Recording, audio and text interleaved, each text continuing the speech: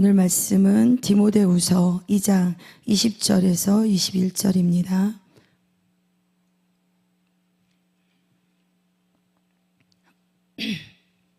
디모데후서 2장 20절 21절입니다. 디모데후서 2장 20절에서 21절입니다.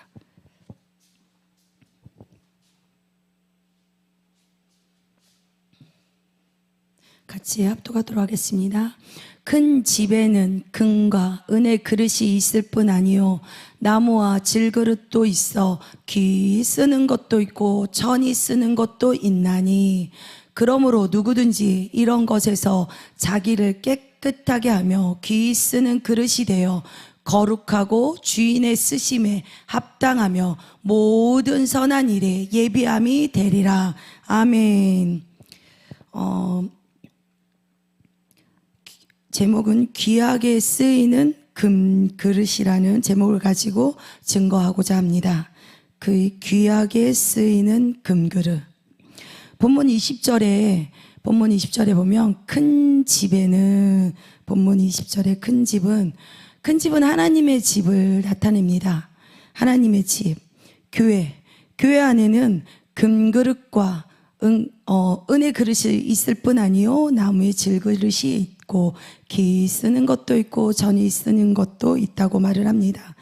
그릇의 재질이 아니라 사람의 능력이나 배경이나 은사나 각각의 그릇은 재질과 종류에 따라 귀 쓰이기도 하고 전이 쓰이기도 한다고 말씀하시는 겁니다.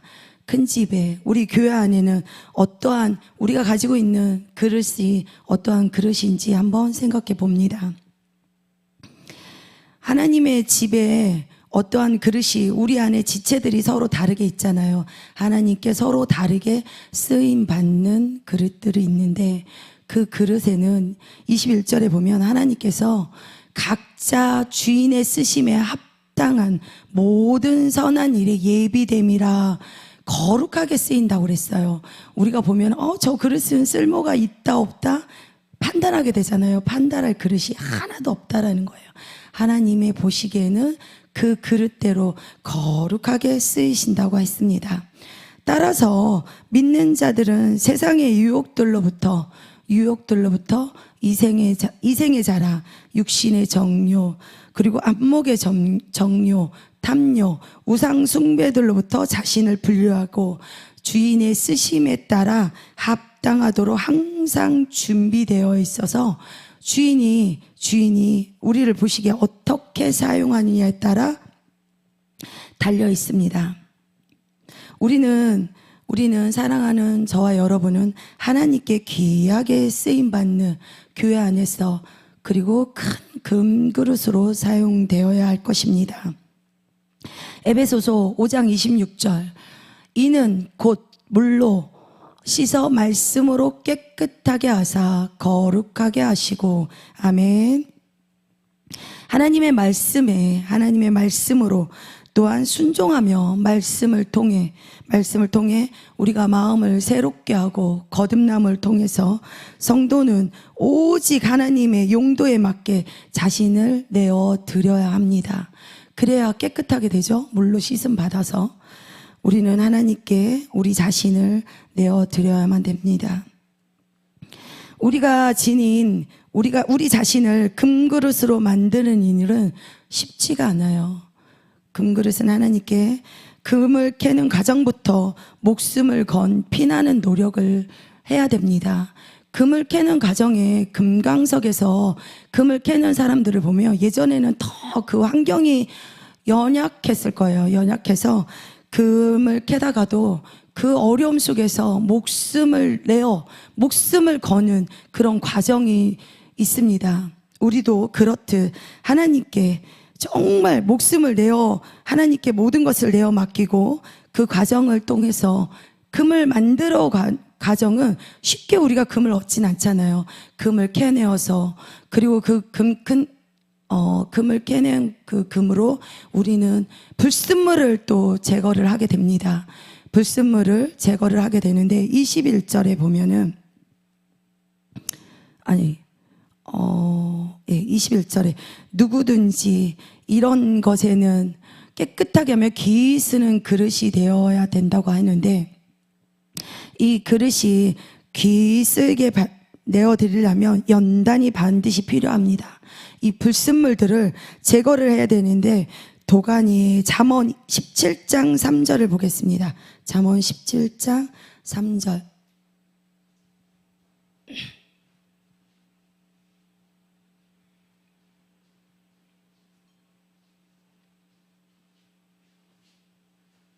잠언 17장 3절. 네.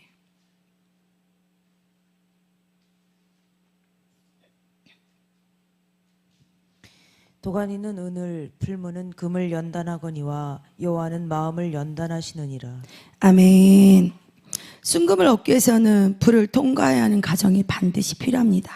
도가니 은을, 풀무는 금을 연단하거니와 이렇게 분명히 말씀하고 계시는데, 우리는 풀무불에 들어가서 하나님께 반드시 연단을 통해서 이 불순물들을 제거해야만, 그 불순물들을 제거해서 금이 유연해지고 깨끗해지는 과정이 필요합니다. 근데 그냥 무조건 되는 과정이 아니더라고요. 우리는 노력을 해야 돼요. 깨끗해지는 노력이 필요하고 거듭나는 노력은 계속해서 해야 돼요. 그리고 교회 안에서 우리 큰 집이라고 그랬잖아요. 20절에 큰 집 안에 들어와 하나님의 말씀을 계속 양육받아서 그 말씀을 통해서 우리는 깨끗해지는 과정이 반드시 필요합니다.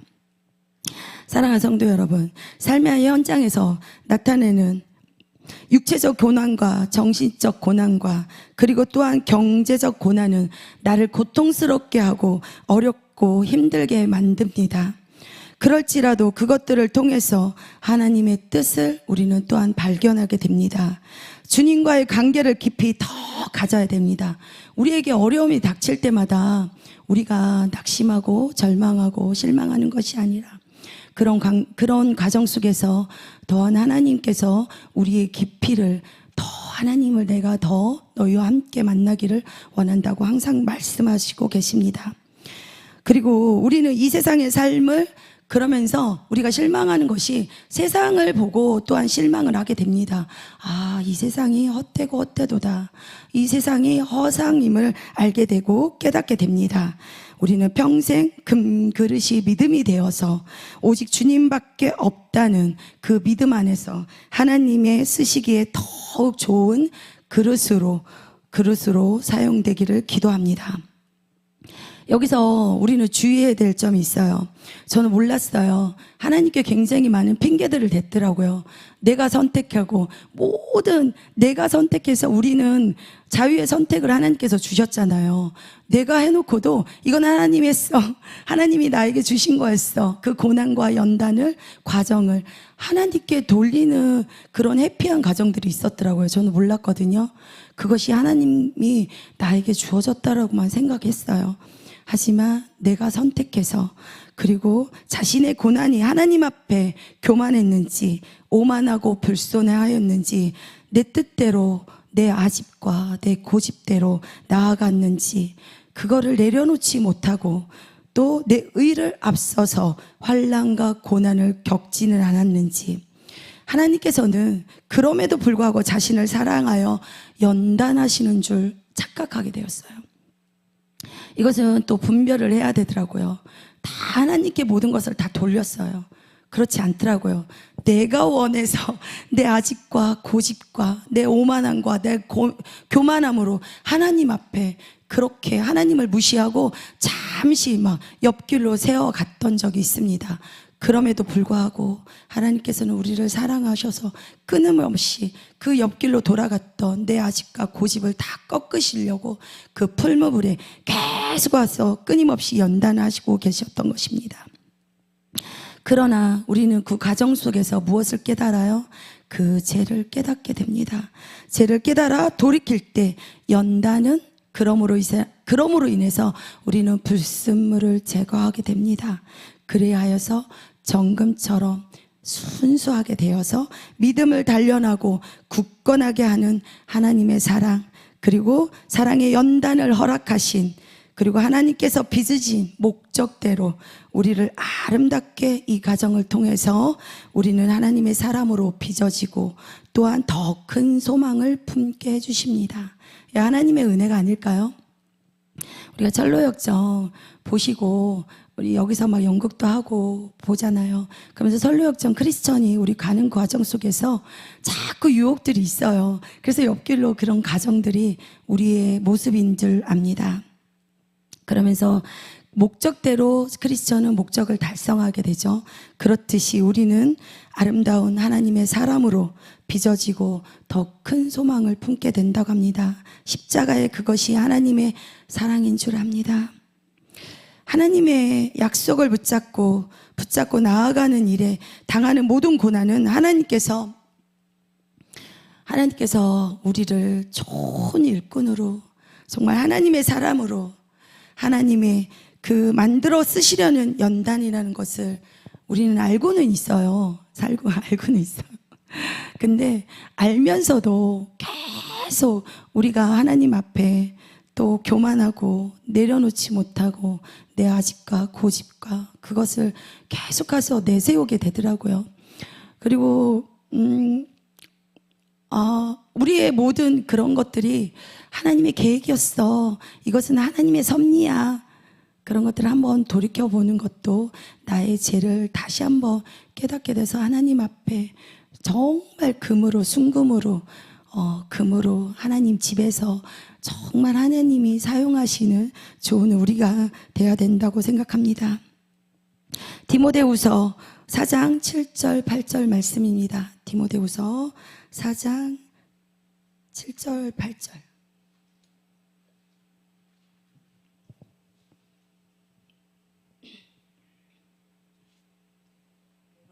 선한 디모데후서 4장 7절에서 8절입니다.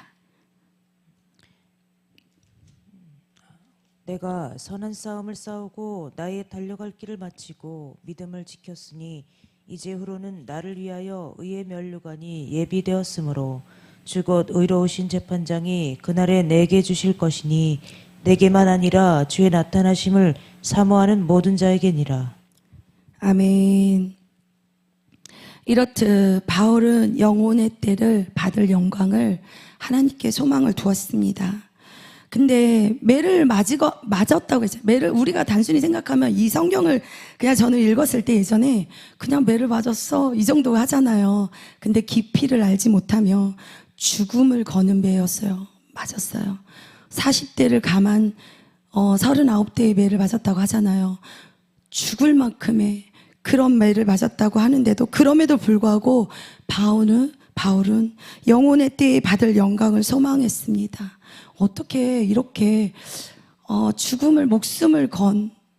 목숨을 걸 수 있을까요? 저희들은 제가 이제 기도를 가끔 드릴 때 이래요. 하나님, 저에게 순종의 믿음에 그 순교의 믿음을 더한 믿음을 달라고 항상 기도를 드리는데 정말 나에게 어떠한 일이 이렇게 막 상처로 인해 조금의 이렇게 몸에 상처가 났을 때가 있어요.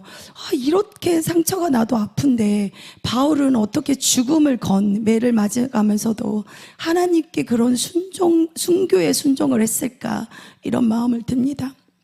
그런 바울을 생각할 때 나연 과연 하나님께 그런 사랑을 드렸는지 사랑을 하고 있는지 우리는 바울과 같은 이게 바울만의 사랑이 아니에요.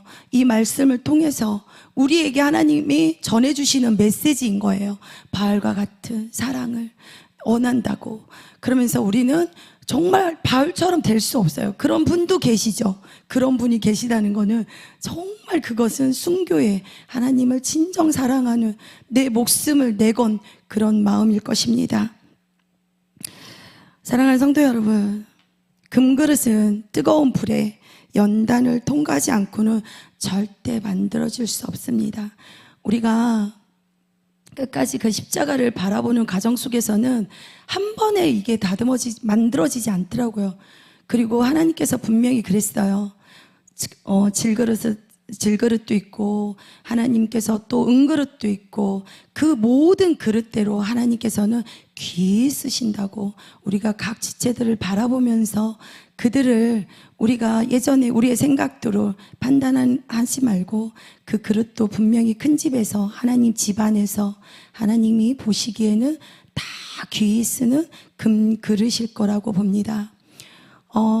저는 정말 그런 것들이 되게 부끄러웠어요. 내 판단과 내 기준으로 그들을 판단하고 왜 저럴까. 근데 그런 모습들을 보면서 저의 모습들을 낱낱이 정말 해부를 하게 된 이번에 또 어떤 일이 있어서 저를 보게 됐는데 저 자신이 수술대에 올라가서 저를 해부하게 된 그런 경험들을 하게 되었어요. 막 수술실에 가면 우리는 다 모르잖아요. 마취를 시켜놓으면은. 근데 모든 우리 몸들을 다 해부하게 되어서 하나님께 그런 수술들을 받아야 된다고 생각합니다. 나무를 뽑는 것이 아니라 뭔가 기도를 해서 막 그 나무를 뽑아버리는 것이 아니라 나를 뽑아내야 됩니다. 나를. 저는 정말 하나님께 그런 내 자신을 해부하면서 부끄러운 저 자신을 보게 되었습니다.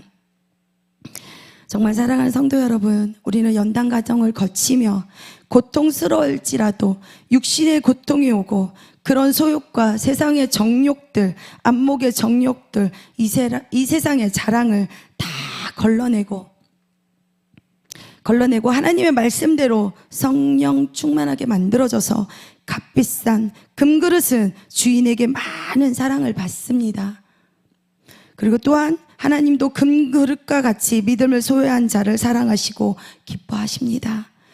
모든 것을 이겨 어디에 가도 하나님의 영광을 내며 하나님의 보시기에 좋은 금그릇과 같은 믿음의 소유자가 되시기를 소망합니다. 기도하겠습니다. 사랑의 하나님 아버지, 감사합니다. 금그릇과 같은 마음을 가진 자는 세상 풍조에 변하지 않기에 하나님이 언제나 마음 놓고 쓰실 수 있도록 우리 모두 변치 않는 믿음을 소유하여 하나님이 믿고 사용하시는 귀한 금그릇이 되게 하옵소서. 이와 같이 중심이 변하지 않는 주님의 마음을 사로잡는 삶 살아가길 소망합니다. 하나님이 쓰시기에 합당했던 다윗처럼 불러주신 은혜에 감사하오며 살아계신 우리 주 예수 그리스도의 이름으로 기도드리옵나이다. 아멘.